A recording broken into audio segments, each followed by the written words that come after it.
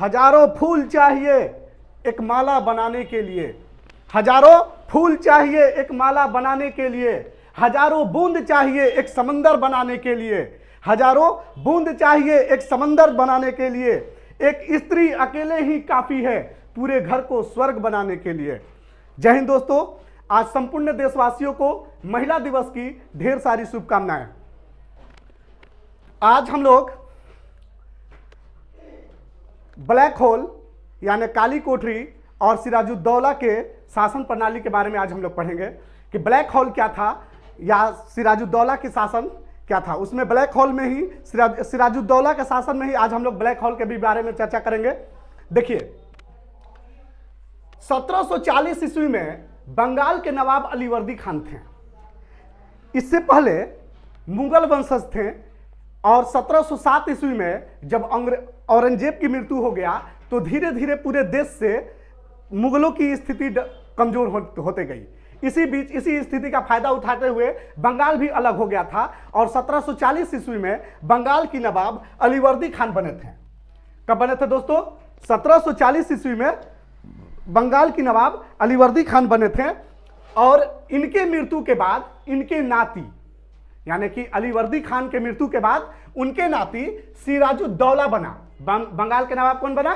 सिराजुद्दौला अलीवर्दी खान के मृत्यु के बाद।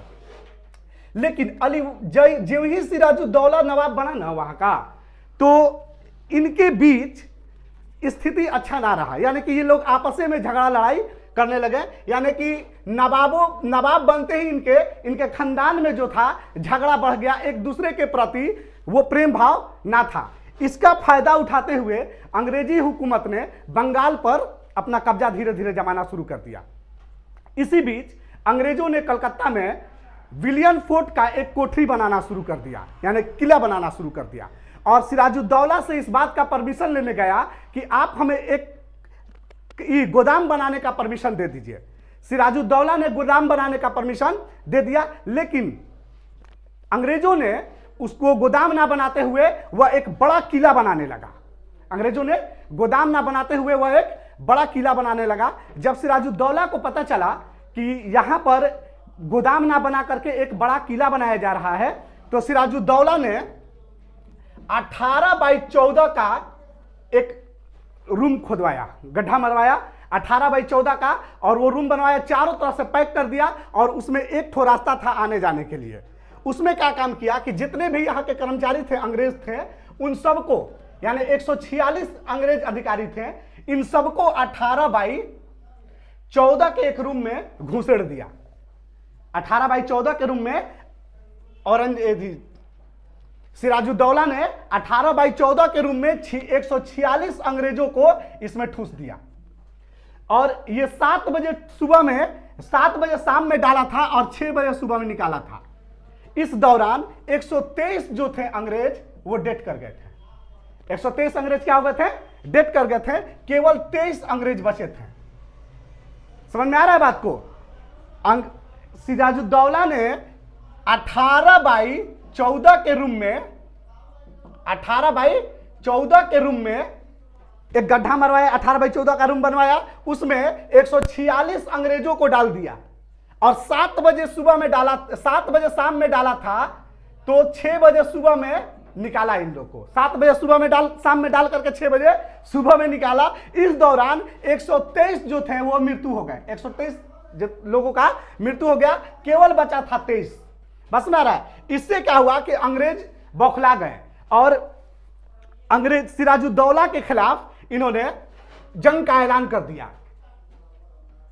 6 जून 1756 ईस्वी को सिराजुद्दौला ने इनके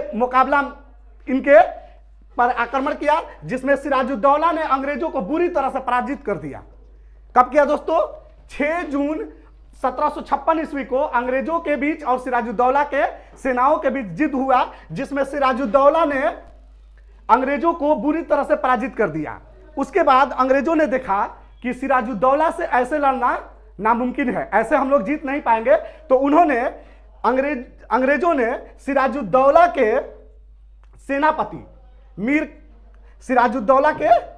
सेनापति मीर जाफर को अपने में मिलाया। कब दोस्तों, समझ में आ रहा है? अंग्रेजों ने सिराजुद्दौला के सेनापति मीर जाफर को अपने में मिलाया और कुछ इनको प्रलोभन दिया और कहा कि जब सिराजुद्दौला मारा जाएगा तो आपको बंगाल की नवाब बना दिया जाएगा। किसने कहा? अंग्रेजों ने सिराजुद्दौला से कहा, मीर जाफर से कहा कि सिराजुद्दौला जब मारा जाएगा तो बंगाल का नवाब आपको बनाया जाएगा। मीर जाफर ने अंग्रेजों का सहयोग किया, साथ दिया। बस में आ रहा है? मीर जाफर ने अंग्रेजों के साथ दिया और 23 जून 1757 ईस्वी को अंग्रेजों और सिराजुद्दौला के बीच जंग हुआ। यह जंग कहां पर हो रहा था?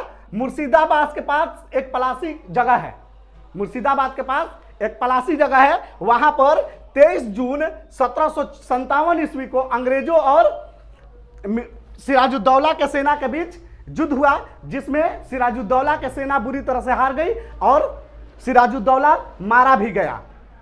इसको हम लोग इतिहास में पलासी का युद्ध के भी बारे में जानते हैं। मैं उम्मीद करता हूं कि आपको पलासी के युद्ध और ब्लैक होल के बारे में बढ़िया से समझ में आ गया होगा। अगर वीडियो अच्छा लगा है तो लाइक कीजिए, शेयर कीजिए और मेरे चैनल को सब्सक्राइब कीजिए।